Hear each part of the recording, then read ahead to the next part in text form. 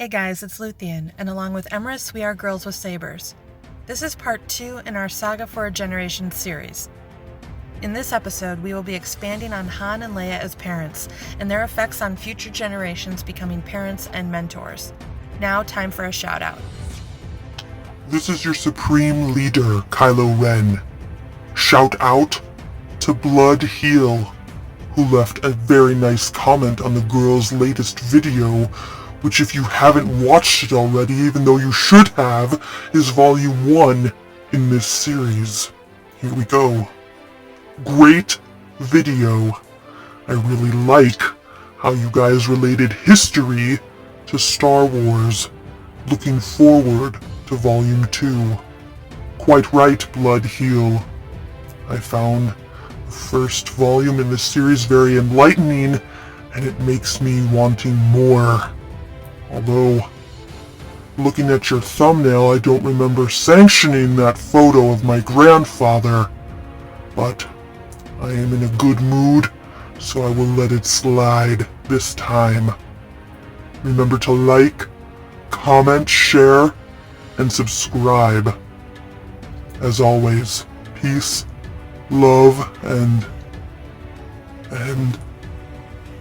what about love? Don't you want someone to care about you? What about love? Don't let it slip away. What about love? I only wanna share it with Ray. I might need her someday.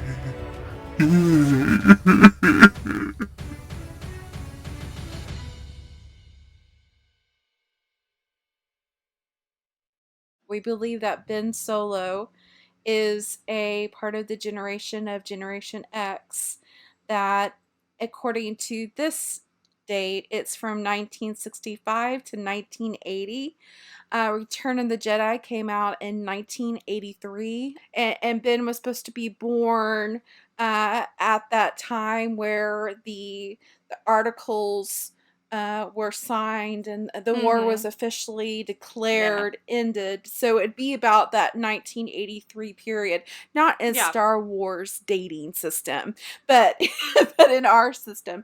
Now, he's supposed to be about 30 years old, which I realize is a little bit late. However, if you look at the way Generation X is described and you realize that the dates themselves are in flux, I really think there's a strong case that Ben Solo represents the Generation X, which is supposed to... I believe that because he came from quote-unquote boomer parents. Exactly. And their names it comes from that X, which means unknown, means they are stereotypically losers. It's literally, another name for it is Generation of the Lost. Generation of latchkey children. And if you don't know what that is, basically they were children that would raise themselves because both of their... Literally, they had keys, their own set of keys to get into their house because there was not a parent home for them, as in both parents were working. That's what latchkey is. Yeah. You look at that in Ben Solo, where Leia's off doing her thing, Han's off doing his thing, and you have droids taking care of Ben. So Ben was seriously a latchkey kid. Yes, he definitely was. He was. It's interesting to me that Leia and Han did not break up until Ben left and turned to the First Order. And Bloodlines, which is about 6 years before the events of Force Awakens, Han and Leia were still together. They were separated in terms of Leia was out running around in her political career, and Han was doing some piloting and training, I believe, in an academy. But those two were married, and Han at that time was begging Leia to stop with the political, hop on the Falcon, and let them go on adventures like they both wanted to do. And she was very torn. She wanted to do that, but she felt like she had to take care of this new republic and she had to be here. because she did Mm-hmm. not keep an eye on her son. Her son was the catalyst for the First Order to arise. Their marriage could not handle a big trauma like that. Instead of Leia and Han building the bridge together, they decided that their life was better apart than together once their son left. Well, you have these men coming from an age where you didn't talk about your feelings. Oh no. It was very taboo. You suppressed it. Take it like a man. Suck it up. Han is the epitome of, oh, I don't talk about that. Yep. I keep it all inside.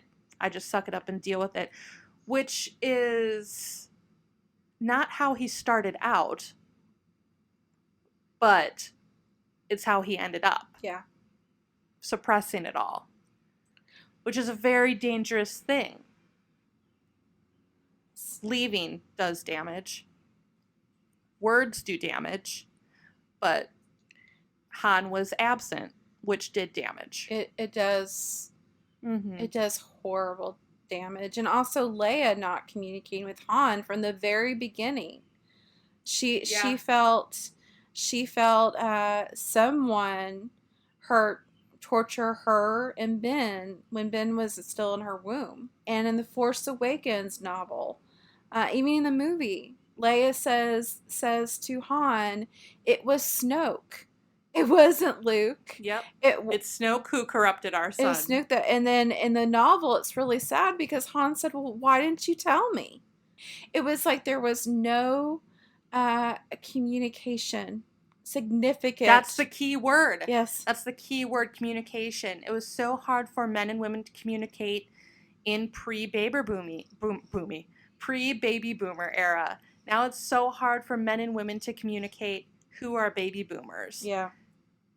And now we have Generation X and Y needing to come together and learn from the mistakes of their predecessors and communicate. Yeah. I mean, that's one of the major themes is miscommunications among the genders. And I think it's very interesting because in the secrecy, there was also a confusion about gender roles. You had these women now who were going into the corporate world and trying to break that glass ceiling for the first time. And that was, stereotypically before that generation, that was a man's job.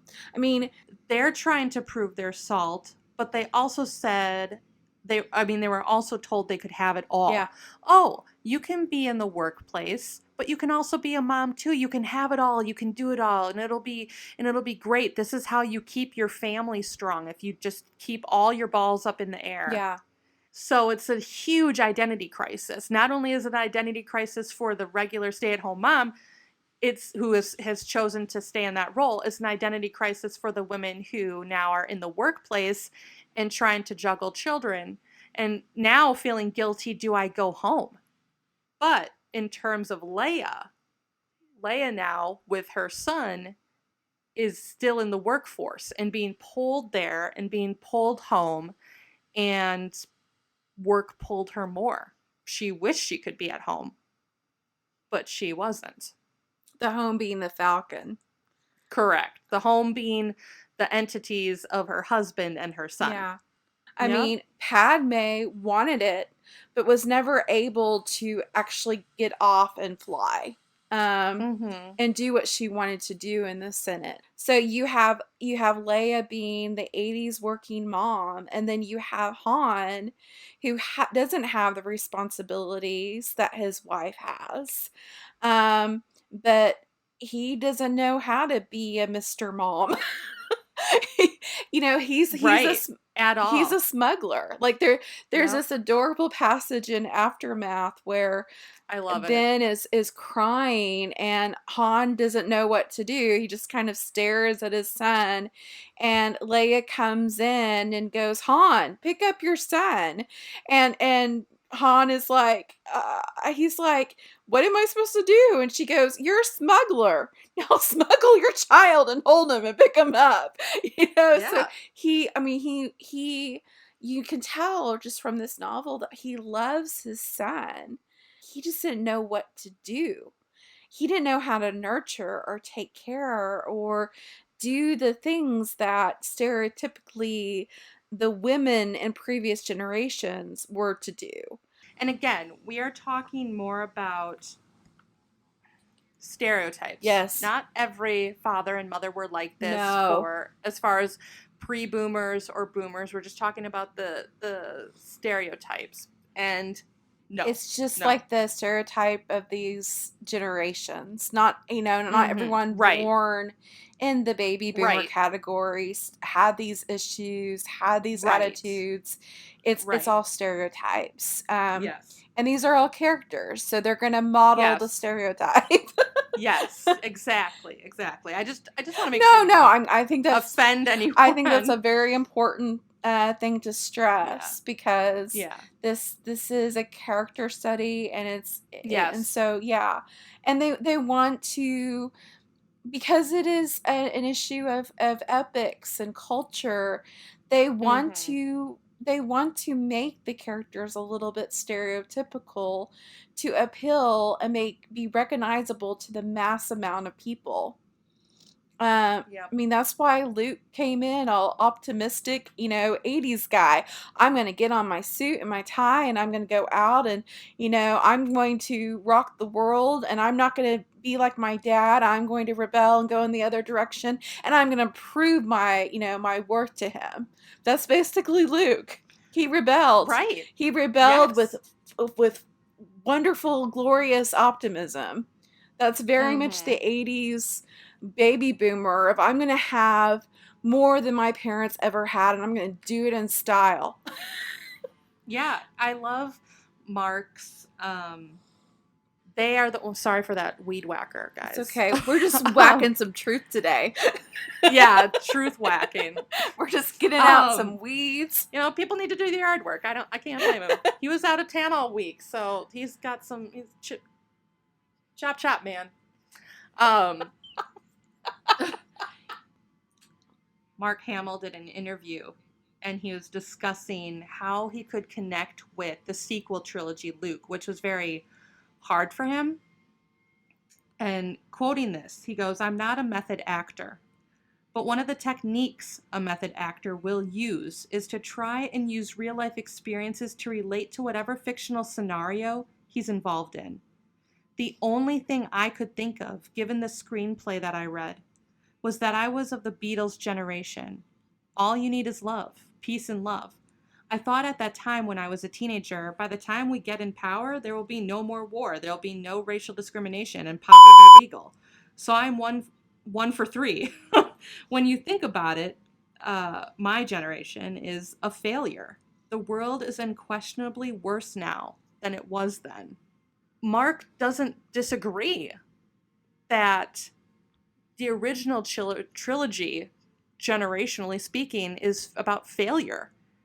You see that coming into the sequel trilogy.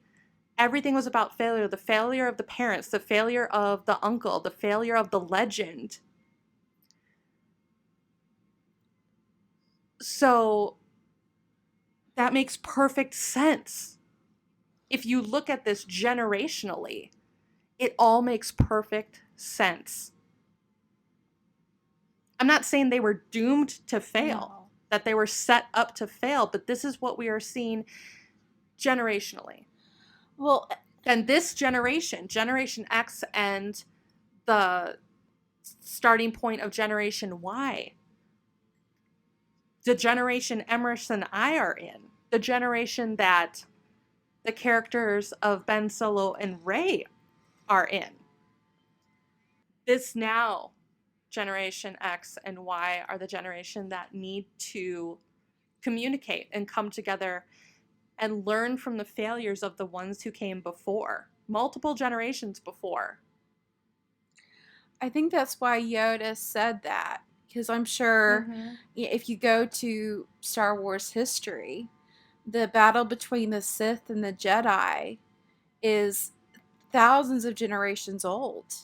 And I'm sure 1,000 generations live in you Yeah, now. And we both think he's talking to Ben. But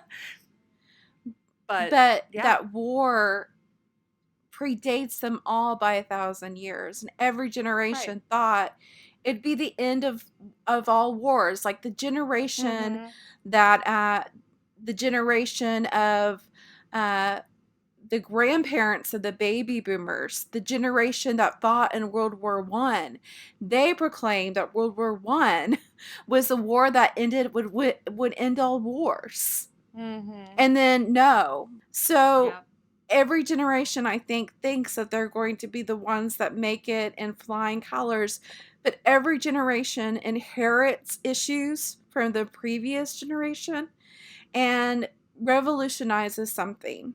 Like we take baby steps on the bus and we take baby steps back. That's just I love the last part of this article. It really hits the nail on the head.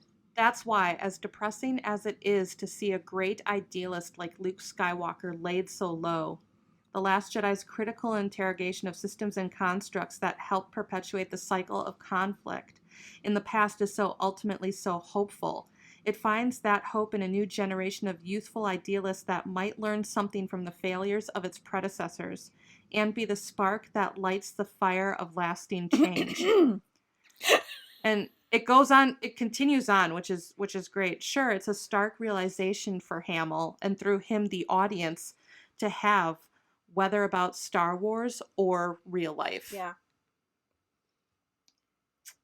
It hurts. It hurts to see, as the audience, it hurts to see the characters you idolized brought down so low, to see them at their lowest moments, because we saw them so high. We saw him succeed in Return of the Jedi. It's Luke Skywalker.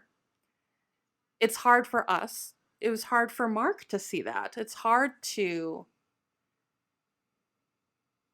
see a character he brought to life go through such a drastic change.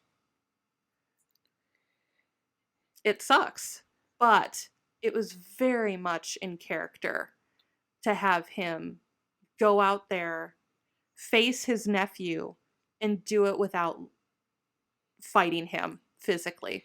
It's very much like the 80s men who did what he wanted to do, succeed in the way that he wanted to, but all of a sudden when 2000 came and the recession came, lost the business that brought him millions of dollars all of a sudden in the recession.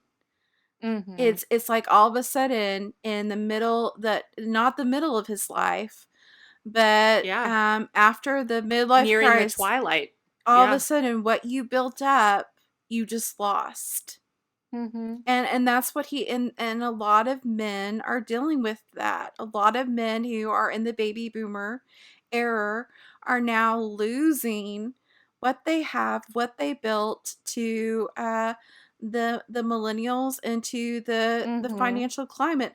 Look at all of the major brands that have fallen in the last 20 years or so. So it's like what Luke built fell. And that's exactly what happened to Yoda. The Jedi Order, the Academy, the building in Coruscant, everything that they built fell. It all they all failed. So Yoda was passing on something that he had to learn and had to learn bitterly. It is a bitter pill to swallow. Yeah. And this kind of, so Han and Leia, we are so critical of, oh, look, Han and Leia were bad parents and Luke is a failure and everything. No, they just are stereotypically dealing with what the baby boomers have had to deal with. Just because you don't know how to deal with something doesn't mean that you're bad. Leia and Han never wanted to hurt Ben. They just didn't know what to do. Dealing with it as it happened. And They had no one to turn to except Luke. except Luke. Yeah, and so it's. But Luke was very, very much gone as well, doing his own things, searching for things, building up the Jedi Order again. And you hear Leia talk about Luke in Aftermath. Now she wished he was there, but he wasn't. So yeah, she would reach out in the Force, but she was hoping that Luke could be there to guide her as she was meditating. He only told her a little bit. In Aftermath, too, when Ben was born, no one really knew if Luke even showed up then to see Ben when he was born. So, he had his own priorities. They all had their own priorities. And in that journey of, being the optimistic go-getter that was going to change everything, to be the woman who was going to have it all, to be the father who had days of glory but now has domestic responsibility, they didn't know how to handle it. They were good people, but they didn't know how to handle it. But the son has now inherited all of those problems. Hello, this is Emrys, and with Luthien, thank you so much for watching this video. We hope you enjoyed it. If you haven't already, please subscribe to our channel and click on that little bell icon that will give you notifications every time we post a new one. And of course, like, comment, and do all those things. Peace, love, and Raylo, guys. All magic comes with a price.